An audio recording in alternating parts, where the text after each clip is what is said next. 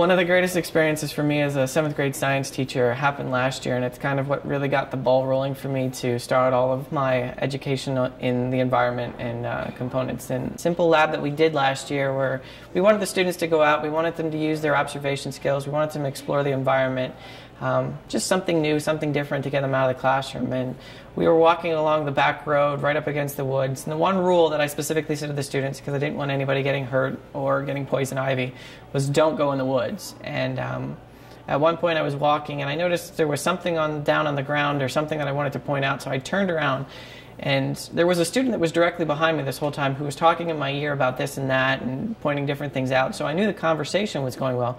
But when I turned around, she was gone, and I couldn't figure out where she went. And about a minute later, she came flying out of the woods, and she had something in her hands, and she very quickly came up to me. She didn't go to anybody else. She came up to me, and she had this miniature snail, and she was so excited with this thing. She was asking what it was, what it ate, what kind of environment it needed to live in, and she was just so engaged. So we talked about it for a little bit, and then I asked her to put it back, and she very begrudgingly put it back. She really wanted to learn more. But the next day, she comes in with this Tupperware container that had 5 more of these snails that she found in the backyard.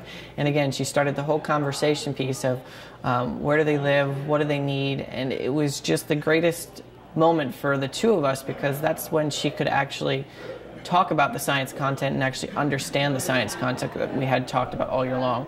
So she could talk about cells, she could talk about the different environments, she could talk about our impact, she could talk about what the organism needed, and it was just the greatest experience. It was the greatest time to see a student so happy to be with science, and that's really what kind of led me down my journey to trying this again and getting the students back out into the environment.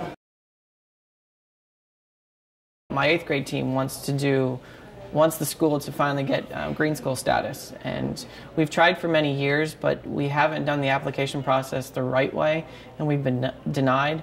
So I was trying to get the information so I can bring it back to them so that we can finalize the green school piece. Makes the connection there that the students are involved in making an impact on the environment. It really helps in science because it talks about that human impact one, and the students get to really kind of analyze their environment. Which is what we're really trying to do with our STEM curriculum. Is we don't want to go for something that's not tied to our school. We want our focus, our STEM, to be our campus, and we've got the watershed behind us. We've got a 5-building complex, so we've got a lot of environments to talk about and to explore, and we have a lot of opportunities for those students to really kind of engage in their local community and step forward. We really do care about our environment. We really are for this local community, and we're looking at making it better and stronger.